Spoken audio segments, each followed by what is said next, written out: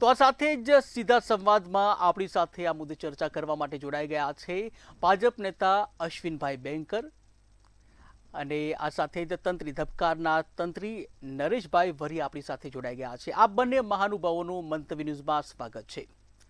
શરૂઆત કરીશ અશ્વિનભાઈ આપનાથી કે જ્યાં 5 રાજ્યોની ચૂંટણીના પરિણામો ડિક્લેર થયા છે, ચિત્ર સ્પષ્ટ થઈ ગયું છે અને જ્યાં સૌથી મહત્વનું કહી શકાય સમગ્ર દેશની નજર બંગાળ ઉપર હતી। આખરે 1.5 દાયકા બાદ બંગાળમાં મમતાની સરકાર છે તે ગઈ છે અને હવે ભાજપનું કમળ ખીલ્યું છે, શું કહીશો? સૌપ્રથમ તો મંતવ્ય ન્યૂઝના માધ્યમથી આ ઐતિહાસિક જીત જે થઈ છે બંગાળમાં વિશેષ કરીને એ બદલ બંગાળના નાગરિકો, મતદારો અને સમગ્ર ભારતના લોકોને હું અભિનંદન આપવા માંગુ છું। એટલા માટે ભારતની વાત કરી રહ્યો છું કે ભારતની જે મૂળ પોલિટિકલ વિચારધારા છે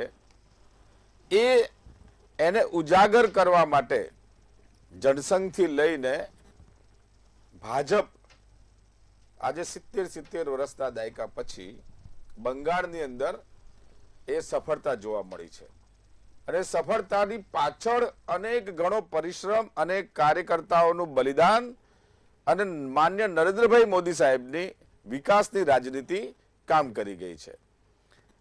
શ્યામાપ્રસાદ મુખર્જીએ કહ્યું હતું કે સાંસ્કૃતિક રાષ્ટ્રવાદની સાથે છેવાડાના માણસ, છેવાડે બેસેલો માણસ જે છે એનો વિકાસ થાય, વિકાસ ત્યાં સુધી પહોંચે અને એટલા માટે કલકત્તાની અંદર હું એમ કહીશ કે મહાકાળી માના આશીર્વાદથી વિવેકાનંદજીને જે આશીર્વાદ મળ્યા હતા રામકૃષ્ણ પરમહંસ દ્વારા, એવા જ આજે બંગાળની જનતાએ, મતદારોએ માન્ય નરેન્દ્રભાઈ મોદીજીને આશીર્વાદ આપ્યા છે અને રાષ્ટ્રના કલ્યાણ માટે આપ્યા છે। કારણ કે ત્યાં ચિંતા હતી, બંગાળ એ બોર્ડર સ્ટેટ છે અને બોર્ડર સ્ટેટની અંદર બાંગ્લાદેશની ઘૂસણખોર અને ઘૂસણપટ્ટીના કારણે એ રાજ્ય ચિંતિત હતું। આપણે સૌ ચિંતા કરતા હતા, ભારતના સૌ લોકો, કે અહીંયા શું થશે અને સરકારોના માધ્યમથી થતું હતું। ઘૂસણખોરોને સહયોગ કરતી હતી સરકારો, ત્યાંથી એક અલગ વિચારધારા હતી ત્યાંની કોમ્યુનિસ્ટની વિચારધારા, એને પણ જાકારો ત્યાંની પ્રજાએ આપ્યો। ત્યારે દીદીનો ત્રાસ, દીદીનો પણ એક એ જ પ્રકારનો માહોલ રહ્યો। એ બંનેને આજે ખતમ કરીને ભારતીય જનતા પાર્ટીનું કમળ ખીલ્યું છે।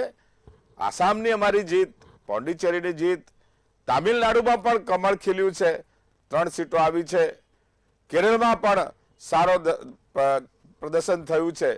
પણ આ સૌમાં આજે પશ્ચિમ બંગાળની જીત એ રાષ્ટ્રની જીત છે, લોકશાહીની જીત છે અને રાષ્ટ્રની સુરક્ષાની જીત છે અને નરેન્દ્ર મોદીજીને આશીર્વાદની આ જીત છે। એ જીતને વધાવીને હું આજે ખૂબ આનંદિત છું।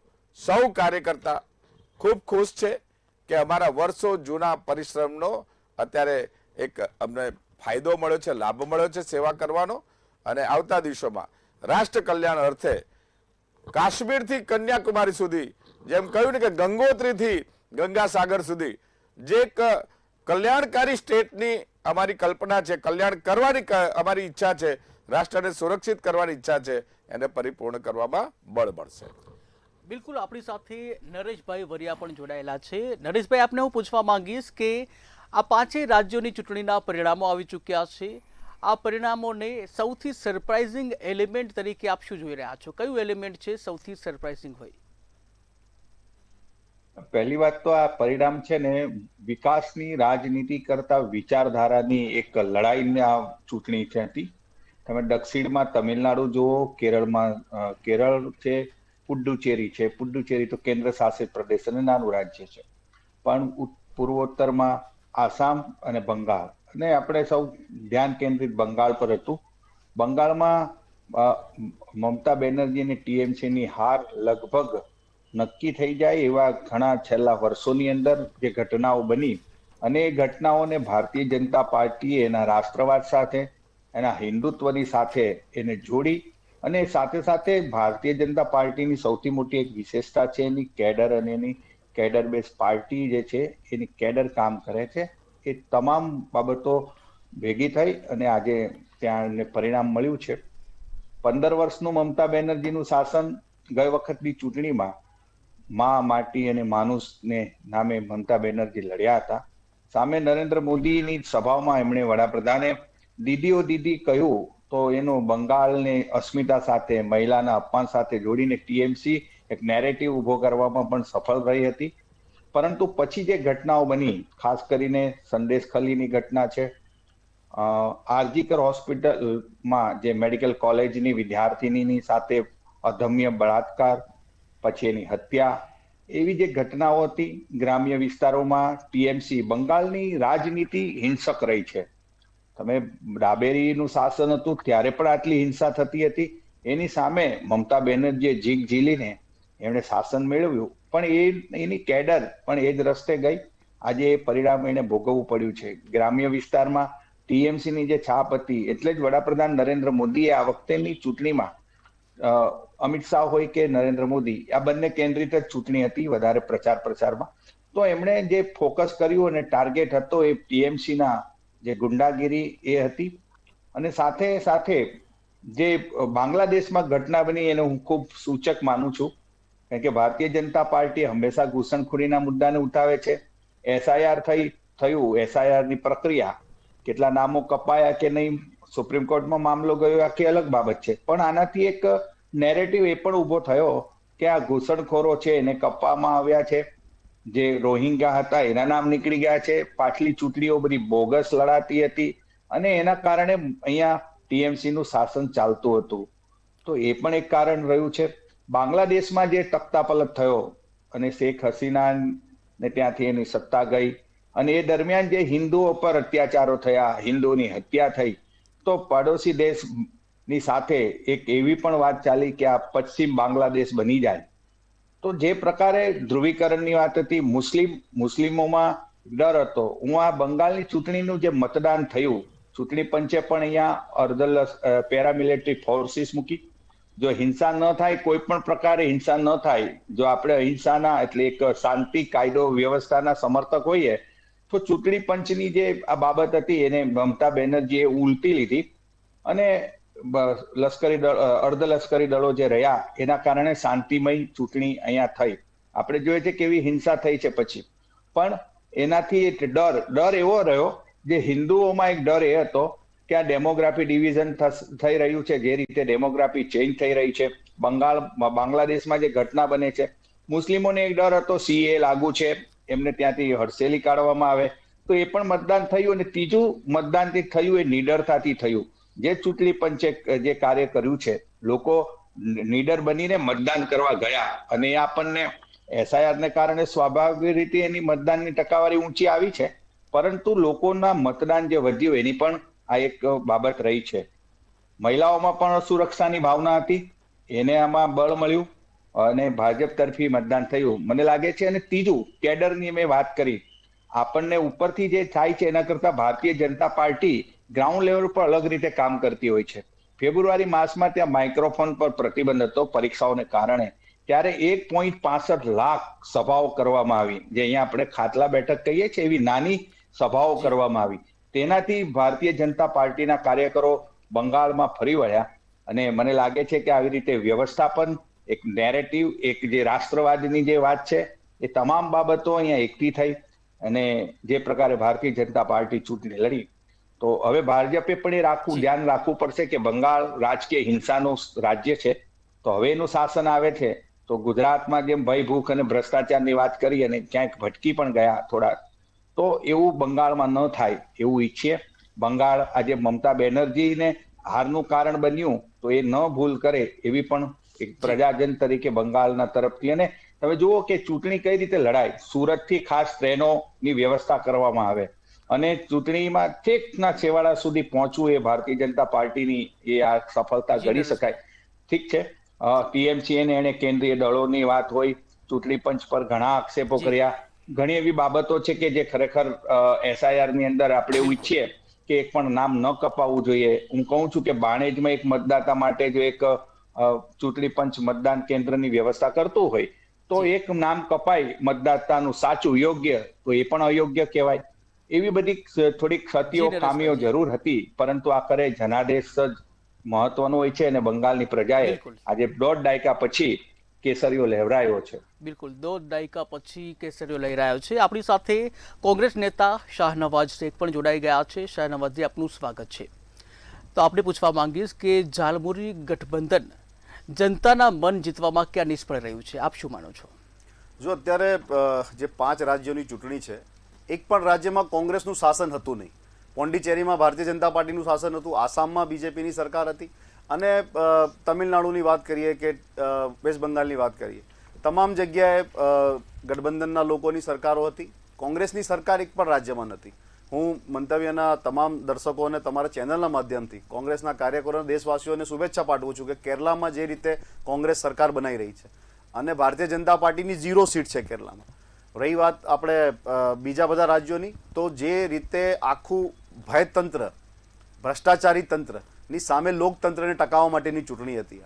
જે રીતે ગુંડાતંત્ર, પેલા સાઉથમાં ડોન હોય ને, ડોન કોઈ સરકારમાં આવી ગયા અને પછી એ રીતે ચલાવતા, સામ દામ દંડ ભેદ તમામ પ્રકારના SIRની પ્રક્રિયાથી શરૂ કરીને તમામ મતદારોને હેરાન કરવામાં આવે, અને જે રીતે કેન્દ્ર સરકારે તમામ એજન્સીઓનો દુરુપયોગ કર્યો અને હુમાયુ કબીરના શરૂઆતથી જે સ્ક્રિપ્ટ લખવામાં આવી, બાબરી મસ્જિદની જ્યાં શરૂઆત કરવામાં આવી, 1000 કરોડ રૂપિયા હુમાયુ કબીરને 1000 કરોડ રૂપિયા ભારતીય જનતા પાર્ટીએ આપ્યા. એની આખું સ્ટિંગ ઓપરેશન સામે આવ્યું. એ 1000 કરોડ રૂપિયા ક્યાંથી આવ્યા અને એક શાના માટે આપવામાં આવ્યા? મતોનું ધ્રુવીકરણ કરવા માટે, મતો તોડવા માટે. તો 1000 કરોડ રૂપિયા એટલે હુમાયુ કબીરની સ્ક્રિપ્ટ, પછી ઘુસપેટિયાની વાત, અને આ તમામ પ્રકારનું પોલરાઇઝેશનનું પોલિટિક્સ, નેગેટિવ પોલિટિક્સ, હિંસાનું પોલિટિક્સ, હિન્દુ મુસ્લિમ બીના સિવાય કોઈ વાત નહીં. કોઈ પણ મુદ્દા ઉપર ચર્ચા નથી કરી આખી ચૂંટણીમાં. કોઈ પણ મુદ્દા ઉપર કે દેશ અત્યારે શું સ્થિતિમાં છે, અત્યારે વિદેશમાં આપણી વિદેશ નીતિમાં આપણી શું સ્થિતિ છે, ડોલરની શું સ્થિતિ છે, ગોલ્ડની શું સ્થિતિ છે, પેટ્રોલ ડીઝલ, મોંઘવારી, બેરોજગારી, તમામ મુદ્દાઓ ઉપર કોઈ દિવસ કોઈ ચર્ચા નહીં. ફક્ત ને ફક્ત નાગપુરમાંથી એક સ્ક્રિપ્ટ તૈયાર કરવામાં આવે છે. એ સ્ક્રિપ્ટ મુજબ ચૂંટણી લડવા નીકળ્યા મેદાનમાં, અને ફક્ત ને ફક્ત ઇલેક્શન મોડ, કોઈ પણ પોલિસી ઉપર વાત નહીં. આખી ચૂંટણીમાં તમે જુઓ, સાઉથની વાત કરીએ તો સાઉથમાં કેરલાને બદનામ કરવામાં કંઈ બાકી નથી રાખ્યું. સાઉથમાં અત્યારે સાઉથ જે છે બીજેપી મુક્ત થઈ ગયું છે. સાઉથમાં એન્ટ્રી નથી બીજેપી માટે. રહી વાત વેસ્ટ બંગાળની, તો વેસ્ટ બંગાળમાં પણ જે રીતે ભારતીય જનતા પાર્ટીએ આક્રમકતા સાથે, જે રીતે નકારાત્મકતા સાથે અને મિસયુઝ કર્યું આખું ઇન્સ્ટિટ્યુશનનું, એ આપણે બધાએ જોયું છે. દેશમાં આ રીતનું લોકતંત્ર નહીં ચાલે. આ જે છે આ ગુંડાતંત્ર છે, આ ભયતંત્ર છે. આની સામે આવનાર દિવસોમાં અમે લડીશું, સડક ઉપર આવીશું, સંસદમાં તો અમે લડીએ જ છીએ. અને અત્યારે તમે જોયું કે સંસદમાં વિશ્વાસ મત ખોઈ ચૂકી છે સરકાર. જે ડિલિમિટેશન અને મહિલા રિઝર્વેશન વાળી જે વાત હતી, એમાં જ્યારે વિશ્વાસ મત લેવાની વાત હતી, એમાં સરકાર વિશ્વાસ મત ના લઈ શકી. એટલે સરકાર કઈ બહુમતીમાં નથી. ચંદ્રબાબુ નાયડુ અને નીતિશ કુમારના ટેકાવાળી સરકાર ચાલી રહી છે. એટલે આવનાર દિવસોમાં કંઈક ભારતીય જનતા પાર્ટીને ખુશ થવાની જરૂર નથી. જે પ્રકારનું મિસયુઝ અને જે પ્રકારની ઇન્સ્ટિટ્યુશનનો કબજો કરીને જે ચૂંટણીઓ થઈ રહી છે, આ લોકતંત્ર માટે કલંક છે. આ કોઈ ફ્રી એન્ડ ફેર ઇલેક્શન નથી. અને અત્યારે કાઉન્ટિંગ ચાલુ છે, જોઈએ છે શું સ્થિતિ થાય છે. બિલકુલ. અશ્વિનભાઈ, આપને પૂછવા માંગીશ કે જે રીતે શાહનવાજભાઈએ કીધું છે કે સરકારી તંત્રનો ગેરઉપયોગ કરવામાં આવ્યો છે, અને આ સિવાય ઘણું બધું તેઓએ કીધું છે, આ વિશે તમે શું કહો છો? કોંગ્રેસના મિત્રએ જે વાત કરી, મને લાગે છે કે જો ચૂંટણી દરમિયાન આવા મુદ્દા ઉઠાવ્યા હોત ને તો થોડા ઘણા મત કોંગ્રેસને મળતા. કોંગ્રેસે ચૂંટણી દરમિયાન માત્ર ને માત્ર વિરોધ કર્યો ને વિરોધ એવો કર્યો કે જે કોઈ જનતાને, કોઈ નાગરિકોને ગળે ના ઉતર્યો. એમણે આજે જે વાત કરે છે ને, એટલા મુદ્દા પણ હા, ભારતીય જનતા પાર્ટી એનો જવાબ આપવાનો થાત અને જવાબ આપ્યો છે. જવાબ ધરાતલ ઉપર છે. મારે એટલું જ કહેવું છે કે પશ્ચિમ બંગાળમાં તમારા જ નેતા રાહુલજીએ આજ દીદીની જે જબરજસ્ત સેક્યુલર વાદની વાત કરીને જે સુડો સેક્યુલરિઝમ વધારે પડતું કરે છે, એના માટે ટકોર કરી હતી. જો આપ કોંગ્રેસના નેતા હોય તો મારે કહેવું છે કે રાહુલજીને પણ કેમ આ મમતાજીને આ બાબતે ટકોર કરવી પડી. એમના ઘૂસણના જે ઇસ્યુ છે એની પર સિરિયસ નથી એવી વાત કરવી પડી. રાહુલજીએ અનેક રીતે કહ્યું કે કોંગ્રેસ આટલા કટ્ટરતાથી જતી નથી. એટલે પશ્ચિમ બંગાળનો જે વિષય છે એમાં નાગરિકોને પણ ખબર છે, કોંગ્રેસને પણ ખબર છે, મમતા દીદીને પણ ખબર છે કે એમણે જે પણ કંઈ અંતિમવાદી વિચારધારાને પોતાના હિત માટે ટકી રહેવા માટે રાષ્ટ્રની સાથે ચેડા થાય. ઘૂસણખોરનો ઇસ્યુ મોટો નથી. આપણો નેબરિંગ સ્ટેટ બાંગ્લાદેશમાં જ્યારે પ્રશ્ન ઉભો થાય તો ભારતના રાજ્યોને ચિંતા ના થાય? આજે ગુજરાતને પણ એની ચિંતા થાય કે આ રાજ્ય જે છે એમાં જો કોઈ ગડબડ થઈ જશે તો રાષ્ટ્રને કેવડું મોટું નુકસાન. હવે આ બાબતની ચિંતા થઈ અને એના કારણે ત્યાં મતદાન જે થયું એ બમ્પર મતદાન થયું, ફ્રી એન્ડ ફેર ઇલેક્શન હતી, એટલા માટે જ મતદાન થયું. અને હું દાખલો તમને અત્યારે ગુજરાતનો આપું, મારા મિત્રનો આ દાખલો કહું, જે ગુજરાતનું જ મોડલ એ અત્યારે પશ્ચિમ બંગાળમાં લાગુ થયું. કેવી રીતે? ગુજરાતની અંદર 90-95 નો દાયકો આપણે યાદ કરીએ. એ વખતે ગુજરાતની અંદર લતીફ અને એમના અનેક સાગરીતોના માધ્યમથી એક ભયનું વાતાવરણ હતું. ચૂંટણી દરમિયાન છુરાબાજી થતી હતી, કરફ્યુ પડતો હતો, એના કારણે મતદાન ધીમું અને ઓછું થતું હતું. એટલે ફ્રી એન્ડ ફેર ઇલેક્શન નહોતું થતું. ભારતીય જનતા પાર્ટીની સરકારે આવી, એવા ગલીએ ગલીએ જે દાદા હતા એને નેસ્તનાબૂદ કર્યા, એને પકડ્યા, જેલ ભેગા કર્યા. અને એના કારણે 95 પછી આજની તારીખે તમે કર્ફ્યુને નહીં જઈ શકો. તો અને એના કારણે મતદાન પણ વધ્યું 60%, 70%. અને સૌ સમાજની વાત કરું છું, તેઓ મતદાન માટે ફ્રી અને ચિંતા મુક્ત મતદાન અત્યારે ગુજરાતમાં કરી રહ્યા. એટલે ખાડિયા બચાવી ના શક્યા તમે. એવું જ થયું. ખાડિયામાં ભૂંડી હાર થઈ છે. એ જ રીતે ખાડિયા વોર્ડમાં ભૂંડી હાર થઈ છે. મને એવું લાગે છે હું વચ્ચે નથી બોલ્યો એટલે આપણે એવી હેલ્ધી ચર્ચા કરીએ કે એ જ રીતે બંગાળને પણ એવું લાગ્યું અને ચૂંટણી પંચે શક્તિ તાકાત કરી, એને ફોર્સ પણ સારો એવો ઉતાર્યો, નરેન્દ્રભાઈ મોદીનો ભરોસો ત્યાં લાગ્યો, એના કારણે 92% મતદાન થયું છે. 92%. અને 92% મતદાને કારણ તો હશે ને, ત્યાંના નાગરિકોને પરેશાની તો હશે ને, માટે ડબલ એમ કહેવાય કે ડબલ સેન્ચુરી મારીને લોકોએ જીતાડ્યા છે. અને જીતાડ્યા છે ત્યારે જનાદેશને અમે માથે ચડાવી રાષ્ટ્રની સુરક્ષા માટે કામ કરવાના છીએ. અમે ચોક્કસથી ત્યાંની જનતાને ફરીવાર આ ગુંડા રાજથી, આ જંગલ રાજથી બચાવીને ચાલીશું, જે ગુજરાતમાં અમે કરી રહ્યા છીએ. ગુજરાતમાં લોકોનો વિકાસ, સૌ સમાજનો વિકાસ, સંવેગ વિકાસ અને સાથે સાથે સુરક્ષા પ્રદાન કરીએ છીએ. એ જ રીતે બંગાળમાં થશે અને બંગાળમાં ખૂબ જરૂરી છે. ત્યારે બંગાળનો જ્યારે વિકાસ થશે, બંગાળના બોર્ડર સુરક્ષિત રહેશે તો ચોક્કસથી સમગ્ર ભારત એની પર ગર્વ લેશે અને સમગ્ર ભારત શાંતિથી એ જીવશે. કારણ કે એક બોર્ડર ઉપર જો તકલીફ થાય એક સ્ટેટમાં તો એની અસર ગુજરાતમાં પણ થઈ શકે છે. તો આ રીતે આ ભવ્ય વિજય, આ ઐતિહાસિક વિજયને બધાએ સ્વીકારવો જોઈએ. કોંગ્રેસે પણ સ્વીકારવામાં વાંધો શું છે? બિલકુલ. આપણી સાથે નરેશભાઈ પણ છે. નરેશભાઈ, આપને હું વાત કરવા માંગીશ કે જે રીતે સરકારી તંત્રનો ગેરઉપયોગ થયો છે તેવા આક્ષેપો કરવામાં આવ્યા છે. આ બાબતે આપ એક પત્રકાર છો તો આ બાબતે આપ શું માનો છો? જો સરકારી તંત્રના દુરુપયોગની, ગેરઉપયોગની વિપક્ષોને, જ્યાં ભારતીય જનતા પાર્ટી સિવાયના વિપક્ષોના શાસન છે ત્યાં થયો છે એવી વાત પણ છે. અને ઘણી વખત તેના ટાઈમિંગ આપણને એ તરફ સંકેત પણ આપે છે. ચાલુ ચૂંટણી હતી અને એ દરમિયાન જ આઈપેક, જે ટીએમસી નું રાજકીય પોલિટિકલ જે એડવાઇઝર સંસ્થા છે, એની પર દરોડા ઈડીના કાર્યવાહી કરવામાં આવી. જો કે પછી ઈડીની કાર્યવાહીમાં મમતા બેનર્જીએ જે એક્સેપ્ટ કર્યો એને સુપ્રીમ કોર્ટની ફટકાર પર પડી છે, એ અલગ વાત છે. અને સાથે તમે જુઓ કે જે આજે 5 રાજ્યોમાં ચૂંટણી યોજાય એમાં 3 રાજ્ય એવા છે, એક પશ્ચિમ બંગાળ, તમિલનાડુ અને કેરળ, કે ત્યાં રાજ્યપાલ અને શાસક પક્ષ વચ્ચે બહુ ખટરાગો થયા. ઉપરાષ્ટ્રપતિ જે જયદીપ ધનખડ છે, એમણે જયારે રાજીનામું, એ પહેલા એ બંગાળના રાજ્યપાલ હતા તો એની સાથે રાજ્ય સરકારને વાંધો પડ્યો, મામલો સુપ્રીમ કોર્ટમાં ગયો. તો તમિલનાડુમાં બિલ પાસ લાંબા સમય સુધી લટકાવી રાખવામાં આવ્યા તો એ સુપ્રીમ કોર્ટમાં ગયો. સુપ્રીમ કોર્ટે 142 હેઠળ આદેશ આપવો પડ્યો કે આવી રીતે લાંબા સમય સુધી એને, એ પછી રાષ્ટ્રપતિએ પણ અરજી કરી. આખો મામલો એટલે રાજ્યપાલ કેન્દ્રના એક એજન્ટની ભૂમિકામાં હોય છે, એટલે કેરળમાં પણ એવું થયું છે. એટલે મશીનરીનો જે પણ સત્તા હોય, આ ભારતીય જનતા પાર્ટી નહીં, આવી રીતે કેન્દ્રીય સત્તાના દુરુપયોગ થતા રહ્યા છે. કેરળમાં આજે કોંગ્રેસ શાસન પર આવી છે, તો જ્યારે 1900 હું બહુ સાલ ન ભૂલતો તો પહેલી જે સરકાર બની એસ નામુદ્દીપદ્રની, તો કલમ 356 નો ઉપયોગ કરીને એને ઉઠલાવી દેવામાં આવી હતી. ત્યારે તો હજુ ભારત દેશ નવો આઝાદ થયો હતો. કહેવાનો મતલબ એ છે કે કેન્દ્રીય સત્તા હોય છે. કદાચ ભારતીય જનતા પાર્ટીની સરકાર એ વિશે વધુ થોડીક આરોપીના પિંજરામાં રહે એ પ્રકારની ઘટનાઓ બને છે, એટલે એની પર એવું થાય છે. બીજું, આ ચૂંટણીનું આપણે જયારે વિશ્લેષણ કરીએ છીએ તો એક વાત એ પણ છે કે જે મેં અગાઉ વાત કરી, બધા જે નેરેટિવ્સ હતા, જે બાબતો હતી, જે ઘટનાઓ બની, એનું પરિપાક હોય છે. સાથે સાથે ચૂંટણીની અંદર એક બાબત બહુ મહત્વની હોય છે કે જે વ્યૂહરચના પૂર્વક લડાતી હોય.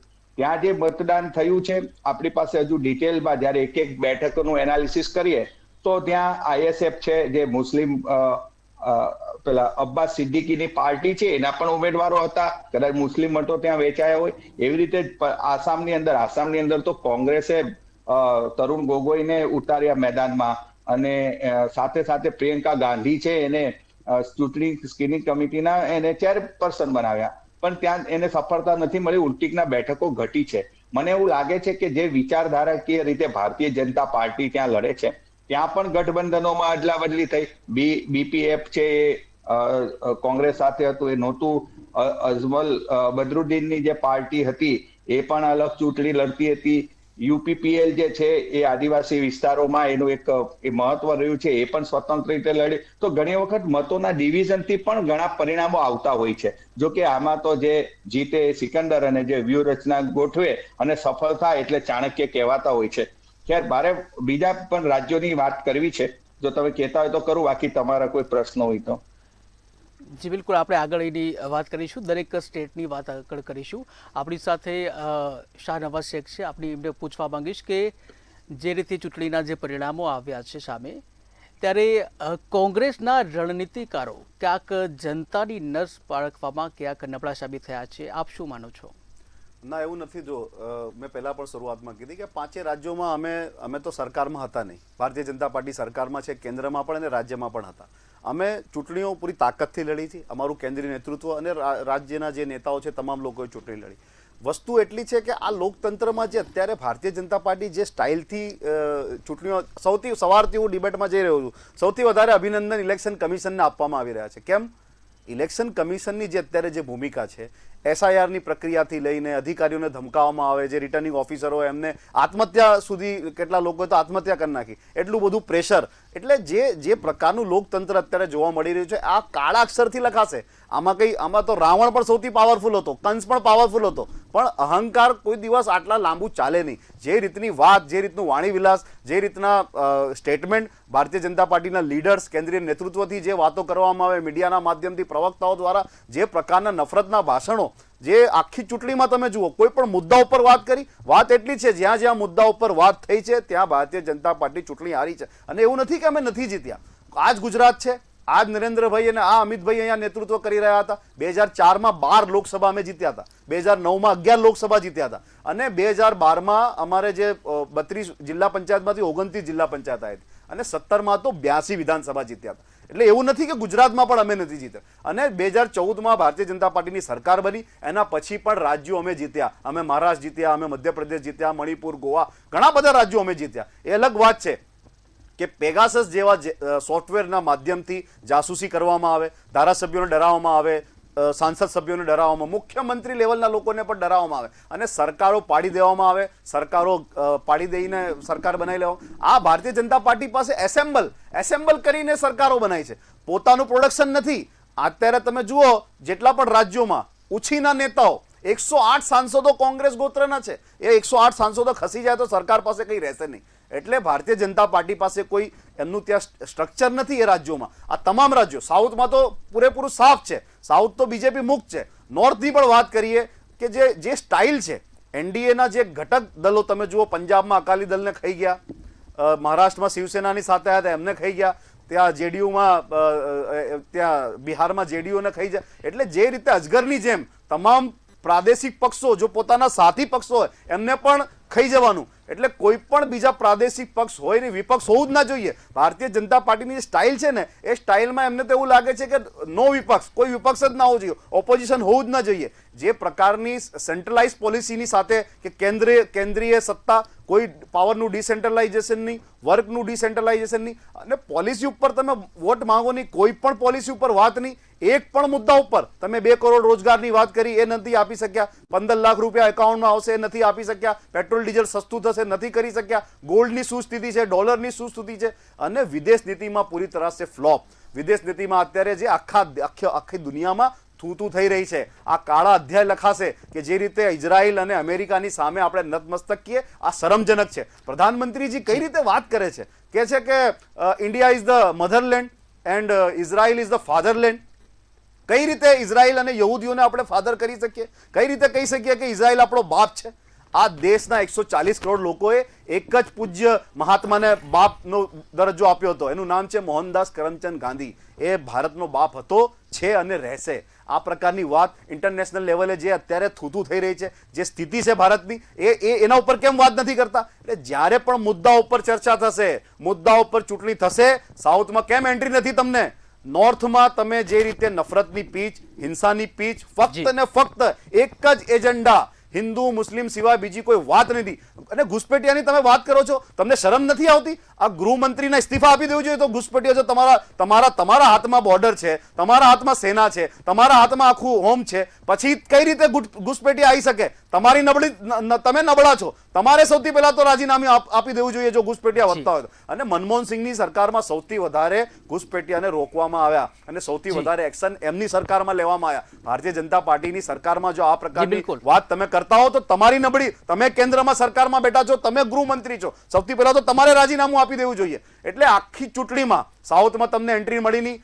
વેસ્ટ બંગાળમાં તમે જે રીતે આખી જે પીચ તૈયાર કરી, જે રીતે મતોનું ધ્રુવીકરણ કર્યું, અને ફક્ત નફરતના ભાષણો, હિંસક ભાષણો અને નફરતની વાત કરીને તમે જનતા વચ્ચે ગયા અને તમને સફળતા મળી છે, એ બદલ તમને અભિનંદન. પરંતુ કેરલામાં તમને 0 સીટ છે. ભારતીય જનતા પાર્ટીનું ખાતું પણ કેરલામાં નથી ખુલ્યું. એટલે સાઉથ તો પૂરેપૂરું બીજેપી મુક્ત છે. આવનાર દિવસોમાં લોકસભાની ચૂંટણીમાં કોંગ્રેસ જ એક એવી પાર્ટી છે ભારતીય જનતા પાર્ટીને હરાઈ શકે છે. બીજી કોઈ પાર્ટીમાં દમ નથી. કોંગ્રેસ વર્સિસ બીજેપી આવનાર દિવસોમાં આ જ ચૂંટણી થવાની છે, આ જ જંગ થવાની છે. બિલકુલ જી. અશ્વિનભાઈ, આપને પૂછવા માંગીશ કે જે રીતના અનેક જે આક્ષેપો થયા છે, ત્યારે ખાસ કરીને ઘૂસણખોરો જે છે તેમના વિશેના જે આક્ષેપો થયા છે, આપ આ બાબતે શું કહેવા માંગો છો? જો એક રાષ્ટ્રીય મુદ્દો છે. ભારતીય જનતા પાર્ટી એના જન્મ વખતથી આવા રાષ્ટ્રીય મુદ્દાને ઉઠાવીને પ્રજાનો જનમત પ્રાપ્ત કર્યો છે. કાશ્મીરનો મુદ્દો કહીએ તો શ્યામા પ્રસાદ મુખર્જીએ તે વખતે કાશ્મીરમાં બલિદાન આપ્યું હતું, અને આજે કાશ્મીરને આપણે 370ની કલમ હટાવી અને એક મર્જ કર્યું, ત્યારે રાષ્ટ્રના લોકોને લાગ્યું કે કાશ્મીરથી કન્યાકુમારી સુધી આપણે એક રાષ્ટ્ર છીએ. આના માટે પ્રયત્ન કરવો પડે છે. એ જ રીતે ઘૂસણખોર એટલે ઘુસપેટિયાઓ, જે રોહિંગ્યા, જે લોકો ભારતના નાગરિક નથી પરંતુ અહીંયા આવીને શરણ મેળવીને અને માત્ર ને માત્ર કોઈ એક પાર્ટીનો મતદાર બની જાય અને જેના કારણે બીજો સમગ્ર સમાજ એને અન્યાય કરવામાં આવે તો એ કેવી રીતે ચાલે? નક્સલવાદ કોની દેન હતી? તો આ બધામાં પણ ભારતીય જનતા પાર્ટીની જ્યાં જ્યાં શાસન આવ્યું, શાસન ના હોય તો પણ આ વિષયોને ઉઠાવ્યા છે અને એને પ્રયત્ન કરવામાં આવ્યો છે કે આવા બધા આજે નક્સલવાદ એ આપણે જોયું કે હવે એકદમ નગણ્ય થઈ ગયો છે. અને એમાં આ અમિતભાઈ શાહની આપણે વાત કરીને તો એમની હિંમત અને એમની યોજના ત્યાં સફળ થઈ છે. અને આજે 2 જિલ્લાની અંદર જ આમ હવે તો કોઈ ગણ્યા ગાંઠાય નક્સલીઓ ત્યાં નથી.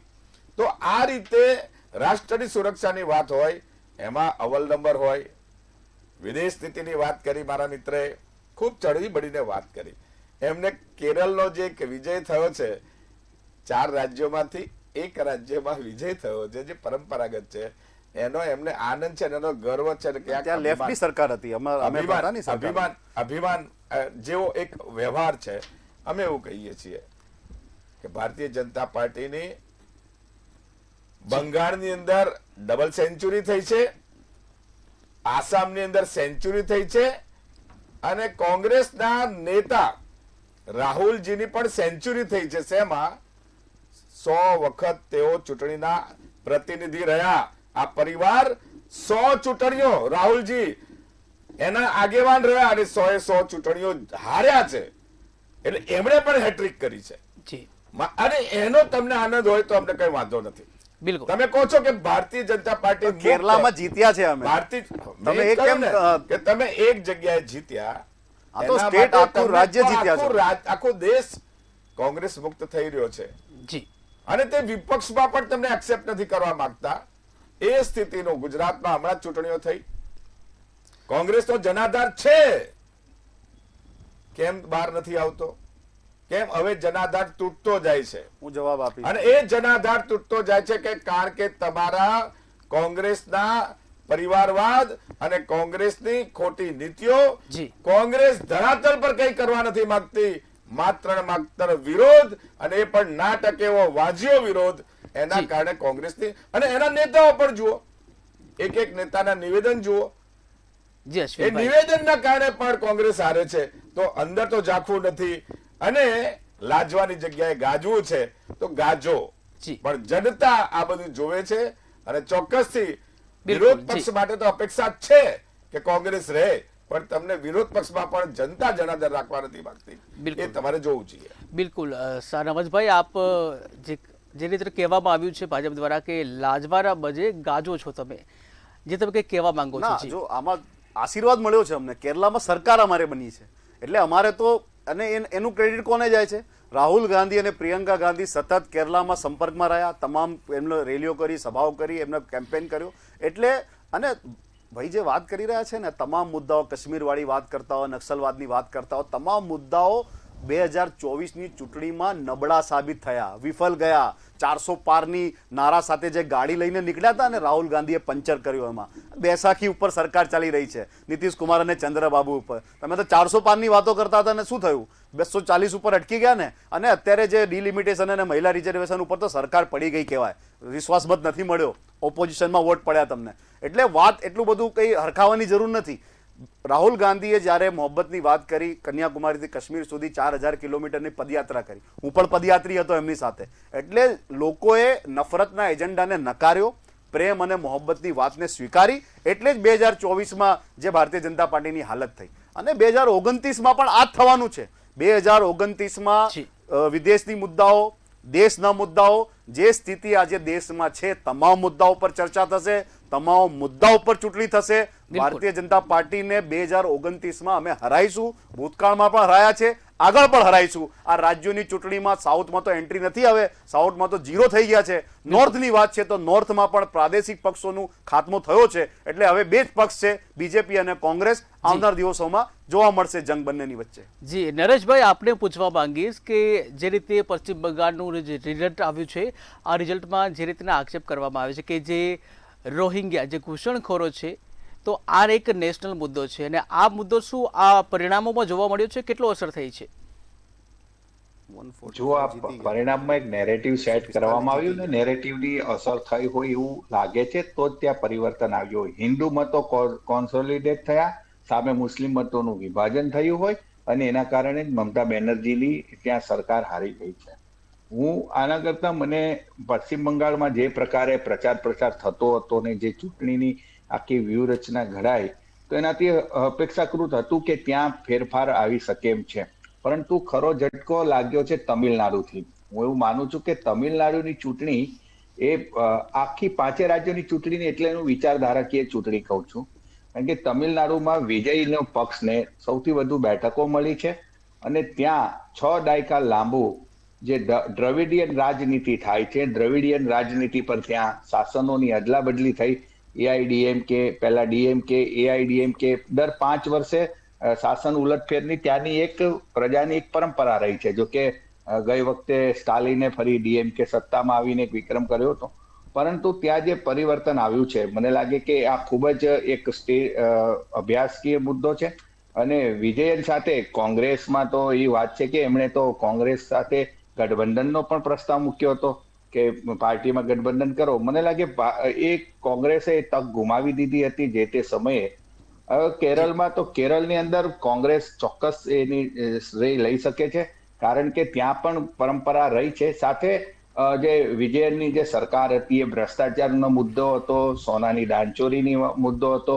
બીજું જયારે પૂર આવ્યું ત્યારે પૂરમાં જે પ્રજાએ જે પીડા વેઠી એ પણ છે. અને વાયનાડની અંદર રાહુલ ગાંધી પછી પ્રિયંકા ગાંધી ત્યાંથી અત્યારે પ્રતિનિધિત્વ કરી રહ્યા છે. તો ત્યાંનો એક એનો ટચ રહ્યો છે, એનું પણ એક અસર ત્યાં દેખાય છે. અને બંગાળ ફરી પાછું કેન્દ્રિત એટલે છે કે કારણ કે ભારતીય જનતા પાર્ટી માટે એટલે જરૂરી હતું. શ્યામા પ્રસાદ મુખર્જીની જન્મભૂમિ છે, ત્યાંથી એક વિચારધારા એમની જન્મી હતી. તો એ વિચારધારા વાળું રાજ્ય ભારતીય જનતા પાર્ટીએ લેવું જરૂરી હતું. આપણે એની ટીકા કરીએ, આદર્શની વાત હું પણ માનું છું કે તમારી સત્તા માટે તમારી સાધન શુદ્ધિ હોવી જોઈએ, પરંતુ ભારતીય જનતા પાર્ટી માટે અત્યારે જે પણ કઈ છે એનું વિચારધારાકીય જે પ્રસાર છે એ મહત્વનો રહ્યો છે અને એ દિશામાં એ જાય છે. બાકી ભાષાની વાત કરી ભાજપના મારા મિત્રએ, કોઈ પણ નેતાઓ આજે ભાષામાં કોઈ પણના વખાણ થાય એવી ભાષા રહી નથી. ખરેખર મર્યાદા ચૂકીને બોલતા હોય છે. આ હિમંતા બિસ્વા શર્માની ભાષા અને એને જે નિવેદન આપ્યા તો એને તો બાંગ્લાદેશના હાઈકમિશનને આપણા હાઈકમિશનને ત્યાં તેડાવવામાં આવ્યા. તો કહેવાનો અર્થ એ છે કે રાજનીતિમાં અત્યારે જે થઈ રહ્યું છે એ આખો ચર્ચાનો અલગ મુદ્દો છે. પણ હું એવું માનું છું કે બંગાળની અંદર અને મહિલા અનામતની વાત કરી કોંગ્રેસના મિત્રએ કે ભાઈ સત્ર બોલાવવામાં આવ્યું, ખરેખર શું હતું એ પણ અલગ વાત છે. પરંતુ મહિલાઓનું મતદાન જો એના તરફી થયું હોય તો એની અસર તમિલનાડુમાં પણ થવી જોઈએ. ત્યાં ભારતીય જનતા પાર્ટીની કંઈક વોટ શેર એટલો બધો વધવો જોઈએ અથવા તો ત્યાં એની બેઠકો આવવી જોઈએ, પરંતુ એ નથી થયું. એટલે અને બંગાળમાં એક ભદ્રવર્ગની પણ એક બાબત છે. જે ભદ્રવર્ગ છે એ બંગાળની પીએમસી સાથે હતો, પરંતુ જે પ્રકારે ત્યાં આરજીકર હોસ્પિટલની જે ઘટના બની અને જે બીજી ઘટનાઓ બની, એક સુરક્ષાની વાત આવી, તો ભદ્રવર્ગ પણ મને એવું લાગે છે કે મમતાથી દૂર થયો. એટલે મમતા માટે જે મુસ્લિમ મહિલા એ બધા જે કારણો હતા એની એક મજબૂતાઈ હતી ગઈ વખતની, આ વખતે ક્યાંક ને ક્યાંક એને સાધવામાં નિષ્ફળ રહ્યા છે. બાકી સૌથી વધુ ટકાવારીની દ્રષ્ટિએ જો લોકસભામાં સાંસદો હોય તો ટીએમસી ના છે. સૌથી વધુ બેઠકો આપી હોય ભારતીય જનતા પાર્ટી મહિલા અનામત ખરડાની શ્રેય લઈ છે, પરંતુ ત્યાં એને જે ટીએમસી કરતા ઓછા પ્રતિનિધિત્વ ત્યાં મહિલાઓને મેદાનમાં ઉતારી હતી એ પણ નોંધવું જરૂરી છે. જી બિલકુલ બિલકુલ. અશ્વિનભાઈ, આપની જે વાત કરવા માંગીશ કે વડાપ્રધાન નરેન્દ્ર મોદી દ્વારા જે જાલમુરીનો જે એક વિડીયો વાયરલ થયો હતો, અને શું આપને લાગે છે કે આ જાલમુરીનો જાદુ છે બંગાળમાં થયો હોય?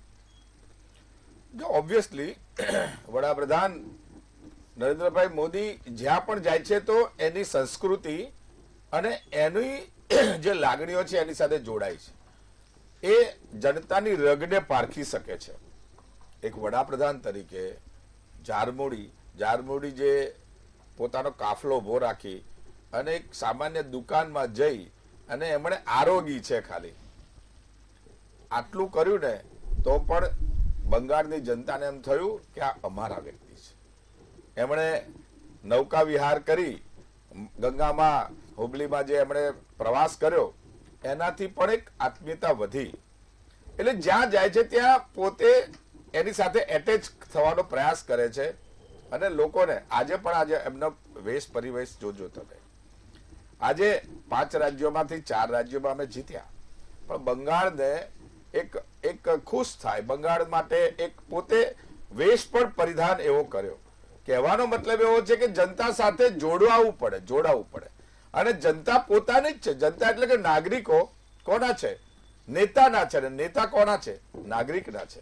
તો આ રીતે એટેચમેન્ટ સાથે સાથે ભરોસો, સાથે સાથે વિકાસ, સાથે સાથે સ્થિરતા અને સાથે સાથે રાષ્ટ્રવાદની સાથે હિન્દુત્વ. આ ચૂંટણીમાં હિન્દુત્વએ મોટું કામ કર્યું છે. આપણે પશ્ચિમ બંગાળની વાત કરીએ તો ઘુસપેઠિયાની સાથે સાથે 80 લાખ જેવા 90 લાખ જેવા જે મતદારો એ બીજા જ મતદારો હોય, એક આખું સેક્યુલરિઝમ વાળું વાતાવરણ ઉભું થઈ જતું હોય, ત્યારે એની સામે રિસ્પોન્સ થાય અને રિસ્પોન્સ થયું. 72% હિન્દુ મતદારો ચઢી બળીને મત આપ્યા છે. અને આ વખતે આ ચૂંટણીમાં ખુલીને લોકો બોલે છે કે હિન્દુત્વનો જય થયો છે, હિન્દુત્વનો એક પ્રદર્શન થયું છે. કારણ કે જ્યારે એક્શન હોય ત્યારે એનું રિએક્શન થાય. આ રાષ્ટ્ર એની અંદર બહુમતીનું પણ સન્માન કરવું પડે.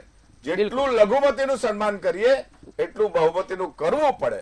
જ્યારે આવું ના થાય, માત્ર એક તૃષ્ટિકરણની રાજનીતિ કરીએ તો ક્યાં સુધી ટકે? બિલકુલ. અને નથી ટકી એનો દાખલો છે. કોંગ્રેસે આમાંથી બોધપાઠ લેવો જોઈએ. બિલકુલ બિલકુલ. શાહનવાજભાઈ, આપને હું પૂછવા માંગીશ કે જે રીતે ઘણી જગ્યાએ વિડીયો પણ સામે આવ્યા છે, ઈવીએમ અને ટેકનિકલ ખામીના વિડીયો ખાસ કરીને આવે છે, ત્યારે બંગાળમાં જે સ્ટ્રોંગ રૂમ છે તેની બહાર મમતા જે ધરણા ઉપર પણ બેઠા છે, તો આ કારણો જે છે એ કેટલી અસર કરે છે? જો આખી તમામ ચૂંટણી પ્રક્રિયામાં આપણે જોઈ રહ્યા છે કેટલા સમયથી કે ઇલેક્શન કમિશનની જે ભૂમિકા છે શંકાના દાયરામાં છે. જે રીતની એસઆઈઆરની પ્રક્રિયાની ભાઈએ વાત કરી, એમને ખબર નથી કે જે 90 લાખ મતદારો એમાંથી જે બાકાત થયા છે ને, એમાંથી મોટા ભાગના હિન્દુ મતદારો હતા. એટલે એ આખી જે પ્રક્રિયા હતી, કઈ રીતે મમતા બેનર્જીના જે સ્ટ્રોંગ વિસ્તારો હોય ત્યાંથી લોકોના નામ ગાયબ કરવા, ગુજરાતમાં આપણે જોયું જે લોકો જીવતા છે એમને મૃત ઘોષિત કરી દેવામાં આવે. આખી પ્રક્રિયા એસઆઈઆરની આખી પ્રક્રિયા એ બાયસ્ડ હતી. એ ફક્ત ને ફક્ત બીજેપીને ફાયદો થાય એ પ્રકારનું વલણ હતું ઇલેક્શન કમિશનનું. હું જવાબદારીપૂર્વક તમારા ચેનલના માધ્યમથી આ એક્સેપ્ટ કરું છું કે ફ્રી એન્ડ ફેર ઇલેક્શન કરાવી લો. તમે વીવીપેટની પરચીઓની ગણતરી કરી લો, તમે બેલેટથી ચૂંટણી કરાવી લો, ખબર પડી જશે. પરંતુ અત્યારની જે સ્થિતિ છે એ સ્થિતિમાં આ લોકતંત્ર નથી, આ ફક્ત ને ફક્ત ગુંડાતંત્ર છે. જે રીતે આખું અહંકારની સાથે અને ડોનની જેમ સરકાર ચલાવી રહ્યો, તમામ તંત્ર, પોલીસ તંત્ર, સીબીઆઈ, ક્રાઇમ બ્રાન્ચ, અને કોઈ પ્રવક્તાઓને જેલમાં નાખી દેવાના, પત્રકારોને મારી નાખવાના, અધિકારીઓને ધમકાવવાના, તમામ પ્રકારના સામદામ દંડભેદ, આ પ્રકારની સ્થિતિમાં સરકાર ચાલી રહી છે અને સરકાર ચલાવી રહ્યા છે. પરંતુ વાત એટલી જ છે કે અમે ગાંધીને માનનારા લોકો છીએ, અમે લોકતંત્રને મરવા નહીં દઈએ. અમે સંસદથી લઈને સડક સુધી લડાઈ લડતા રહીશું. આમના ગુંડાતંત્ર, ભયતંત્ર, ભ્રષ્ટાચારી તંત્રની સામે અમારે લોકતંત્ર બચાવવા માટે રાહુલ ગાંધીના સિપાહીની જેમ અમે લડતા રહીશું. અમને કોઈ પણ દિવસ સરેન્ડર થવાના નથી, અમે ડરવાના નથી. અત્યારે જે સ્થિતિ ઊભી થઈ છે, જે રીતે પ્રધાનમંત્રી સરેન્ડર થઈ ગયા છે ઇઝરાયલ અને અમેરિકાની સામે, એ રીતે કોઈ દિવસ કોંગ્રેસ સરેન્ડર થવાની નથી. ભૂતકાળમાં પણ ઇન્દિરા ગાંધીએ બતાવી દીધું કે દેશ કોઈની સામે સરેન્ડર નહીં થાય. અત્યારે ફક્ત ને ફક્ત ઇલેક્શન મોડમાં રહેવાનું.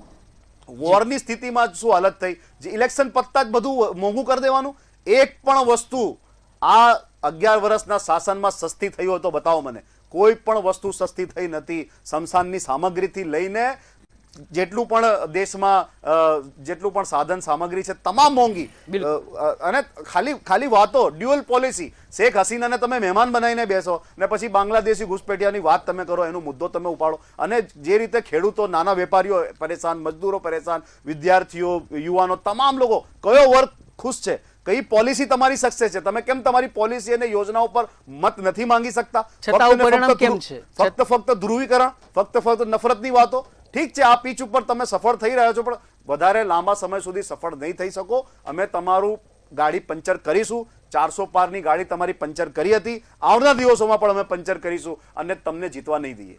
બિલકુલ. અશ્વિનભાઈ, જે પ્રકારે જે શાહનવાજભાઈ જે આક્ષેપો જે કર્યા છે, આ બધા વચ્ચે આમ છતાં પણ જે ભાજપની લહેર કેમ જોવા મળી? સ્થાનિક સ્વરાજ્ય હોય, લોકસભા હોય કે આ 5 રાજ્યોના પરિણામો? મારા મિત્ર, કોંગ્રેસના મિત્રએ જે વાત કરી છે એ મુદ્દા અગર જો જનતા માટે પ્રતિકૂળ હોત, જનતાને તકલીફ વાળા હોત, તો આ રીતે મતદાન ના આપે. જનતા એટલે કે નાગરિકો એટલે મતદારો સુજ્ઞ મતદારો છે. 2-3 વિષયોની વાત કરીશ. હોર્મોઝની ખાડીમાં જે પરિસ્થિતિ ઊભી થઈ અને એના દ્વારા અનેકવિધ સમસ્યા ઊભી થઈ. મારા મિત્ર તારે એવું પણ કરવાની કોશિશ કરી રહ્યા છે કે ભારતીય જનતા પાર્ટી એટલે નરેન્દ્રભાઈ મોદી ઇઝરાયલને સપોર્ટ કરે છે, યહૂદીની વાત કરે છે. આજની તારીખે માત્ર મૌન રહી અને આવડી મોટી યુદ્ધની પરિસ્થિતિમાં ભારતને સુરક્ષિત રાખ્યું ને, એ નરેન્દ્ર મોદીની દેન છે. અગર નરેન્દ્ર મોદીની જગ્યાએ કોક એ ટાઈપના નેતા હોત તો ક્યાંક ને ક્યાંક પાર્ટી બન્યા હોત, અને પાર્ટી બન્યા હોત તો આજે ભારતને જે ગેસનો પુરવઠો મળે છે, પેટ્રોલ ક્રૂડનો પુરવઠો મળે છે, આજે તમામ રીતે આપણે સુરક્ષિત છીએ, આપણે એક પણ લશ્કરી કવાયત કરવી નથી પડતી, એ આપણે યુદ્ધની સ્થિતિમાં આવી ગયા હોત. આ વિદેશ નીતિની સફળતા. તમે યહૂદીની વાત કરી, અરે ભાઈ, યહૂદીઓનો વિષય અને નોન યહૂદીઓનો વિષય એ મને લાગે છે અત્યારે આમ કોઈ રીતે યથાસ્થાને નથી. અનેક મુસ્લિમ કન્ટ્રીઓ આ બધા વિષયો ચલાવે છે પોતપોતાના હિતમાં. પાકિસ્તાન એની વાત કરે છે, બાંગ્લાદેશ એની વાત કરે છે, યુએઈ એની વાત કરે છે, પણ ભારત તો માનવતાની વાત કરે છે. અને એટલા માટે ભારત સનાતનનો માર્ગ લઈને શાંતિની વાત કરે છે અને શાંતિના પક્ષમાં છે. શાંતિ એ જ યુદ્ધનો વિકલ્પ ભારતે કદી વિચાર્યો નથી. બુદ્ધનો માર્ગ કયો છે અને બુદ્ધના માર્ગે આજે સમગ્ર વિશ્વ આવવાની તૈયારીમાં છે. ત્યારે તમે એમ કહો છો કે ઝૂકી ગયા છે, ઝૂક્યા નથી. ભારત જ માર્ગદર્શન કરી રહ્યું છે. આવતા દિવસોમાં તમે જોશો. અને એક છેલ્લી વાત કરી દઉં, હવે તો તમે જે કાર્યો વિરોધના કરી દીધા, મહિલાઓના અનામતના અધિકારને, મહિલાઓને જે જબરજસ્ત લાભ મળવાનો તેને રોક્યા છે ને, આવા કાર્યોના કારણે 400+ સીટ ભારતીય જનતા પાર્ટીની આવવાની છે. એમાં કોઈ મિનમેક નથી. બિલકુલ, સમયનો અભાવ છે, થોડીક ટૂંકમાં જ આપણે બધું પૂરું કરીશું. ખાસ કરીને અશ્વિનભાઈ, તમને હું પૂછવા માંગુ છું કે જે રીતે 5 રાજ્યોની ચૂંટણીના પરિણામો આવ્યા છે, 3 ઉપર જે ભાજપે કબજો કર્યો છે, પરંતુ ખાસ જે વાત કરવામાં આવે કેરળમ, કે જ્યાં સૌથી વધારે સાક્ષર લોકો રહે છે, ભાજપ ત્યાં ક્યાં પાછળ રહી ગયા? શું શિક્ષિત લોકોએ સ્વીકાર્યા નહીં? કયા વિસ્તારની વાત કરો છો? કેરળમ. મને લાગે છે કેરાલાની જે પરંપરા છે, તમે સૌ જાણો છો, કેરાલા એ મુદ્દો ભારતીય જનતા પાર્ટીનો નથી. આવતા દિવસે કેરાલામાં પણ સરકાર આવશે, પણ જ્યાં કોંગ્રેસ હતી, પશ્ચિમ બંગાળની વાત કરીએ, આસામની વાત કરીએ, વર્ષોથી કોંગ્રેસનું અજરા અમર શાસન હતું. જયારે આઝાદી આવી ત્યારબાદ તો કોંગ્રેસ તો ત્યાં નેસ્ત નાબૂદ થઈ રહી છે. આવડી મોટી 100 વર્ષ જૂની પાર્ટી કેમ કોંગ્રેસ ઉભી નથી થઈ શકતી? દેશના મોટા ભાગના રાજ્યોમાં ભાજપની સરકાર છે. અને કેરળની વાત આપણે કરીએ ત્યારે મને લાગે 4 રાજ્યોની વાત જે આપણે કરવાની થાય, એના વિજયની ગાથા ગાવાની થાય, એને અન્યાય થશે. બિલકુલ, સમયનો અભાવ છે. આપ ત્રણેય મહાનુભાવોને હવે ફક્ત 30 સેકન્ડ આપીશ અને છેલ્લો સંદેશો આપે જે આપવો હોય. શરૂઆત કરીશ નરેશભાઈથી. નરેશભાઈ, છેલ્લા 30 સેકન્ડ અને આપ શું સંદેશો આપવા માંગો છો? સંદેશો એક જ છે કે આ ચૂંટણીની અંદર જે હિંસાનું એક તત્વ બંગાળમાં રહ્યું છે, નવી સરકારમાં એ ન થાય. અને ખાસ કરીને વડાપ્રધાને પણ કહ્યું છે, પુડ્ડુચેરી હોય કેરળ ને તમિલનાડુ, અમે કેન્દ્રનું જે સંઘ રાજ્યનું જે સંબંધ છે એને જાળવીશું, એવી પણ આપણે અપેક્ષા રાખીએ કે નવી સરકારો સાથે જે જૂની સરકારો સાથે બન્યું છે ન બને.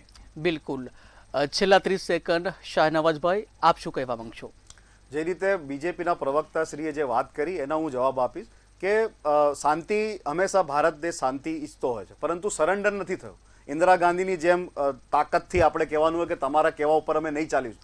ટ્રમ્પ આપણને એમ કે રશિયાથી નહીં લેવાનું ક્રૂડ, તો આપણે બંધ કરી, એટલે ટ્રમ્પની વાત માનવાની. ટ્રમ્પ કે તમે ઊભા થઈ જાઓ તો ઊભા થઈ જવાનું, ટ્રમ્પ કે બેસો તો બેસી જવાનું. આ સ્થિતિ કોઈ દિવસ ભારતની થઈ નથી આખા ઇતિહાસમાં. એટલે આ શરમજનક છે કે આપણે સરેન્ડર નથી થવાની. પ્રધાનમંત્રીજી સરેન્ડર થયા છે. અને વાત વિજયની, તો કેરળમાં અમે જીત્યા છીએ. ભારતીય જનતા પાર્ટી વેસ્ટ બંગાળમાં જીતી છે, એમને અભિનંદન. પરંતુ કેરળની જનતાએ તમારા ચેનલના માધ્યમથી તમામ મતદારોને, કાર્યકરોને અભિનંદન કે કેરળમાં કોંગ્રેસની સરકાર બની છે. બિલકુલ. અશ્વિનભાઈ, છેલ્લા 30 સેકન્ડ આપ શું કહેવા માંગશો?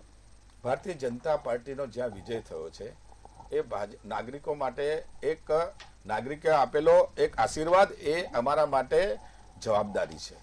અને આદરણીય વડાપ્રધાને આજે જ એમના ભાષણમાં કહ્યું છે કે 3 રાજ્યોમાં ભારતીય જનતા પાર્ટીની સરકાર છે, પણ જે બીજા 2 રાજ્યોમાં ભારતીય જનતા પાર્ટીની સરકાર નથી, ત્યાં કેન્દ્રની સરકાર પૂરેપૂરો સહયોગ આપશે. વિકાસની રાજનીતિની અંદર સૌને સાથે રાખવા માંગે છે, કારણ કે આવતા દિવસોમાં ચાલશે તો વિકાસ જ ચાલવાનો છે. બિલકુલ. આપ ત્રણેય મહાનુભાવો અમારી સાથે જોડાયા, પોતાના વિચારો રજૂ કર્યા. આપ ત્રણેય મહાનુભાવોનું અભિનંદન. આ સાથે જ જે 5 રાજ્યોની ચૂંટણીના પરિણામો જે સામે આવ્યા છે, 3માં ભાજપે વિજેતા થઈ છે અને અન્ય 2માં, એકમાં જે કોંગ્રેસ છે, કેરળમાં કોંગ્રેસ વિજેતા થઈ છે, ત્યારે તામિલનાડુમાં અભિનેતા વિજય જે પોતાનો વિજય લહેરાવ્યો છે, ત્યારે હવે જોઈએ કે આવનારો સમય છે એ કેવો રહેશે, કારણ કે પશ્ચિમ બંગાળમાં મમતાની સત્તા છે એ હાથમાંથી ગઈ છે અને ત્યાં હવે ભાજપ સરકાર બનવા તરફ જઈ રહી છે. ત્યારે હવે ત્યાંનું લોકો છે તેઓને કયા રીતના લાભ મળે છે, કેન્દ્રીય નેતૃત્વ પણ છે. આ સાથે જ કેરલા હોય, તમિલનાડુ હોય કે પછી પોંડિચેરી હોય, તમામ જગ્યાએ 5 જગ્યામાંથી જે 3 જગ્યાએ ભાજપનો વિજય થયો છે અને કેરળમાં કોંગ્રેસ તેમજ તમિલનાડુમાં અભિનેતા વિજયનો વિજય થયો છે. ત્યારે આવનારો સમય હવે કેવો આવશે તેના ઉપર સૌની નજર છે. કોણ બનશે, કયા રાજ્યના કોણ સીએમ બનશે તેના ઉપર સૌની નજર છે. તો દર્શક મિત્રો, હાલ સીધા સંવાદમાં સમયના અભાવે આ કાર્યક્રમ આપણે અહીં જ પૂર્ણ કરીશું. ફરી મળીશું નવા મુદ્દા સાથે. ત્યાં સુધી મને રજા આપશો. નમસ્કાર.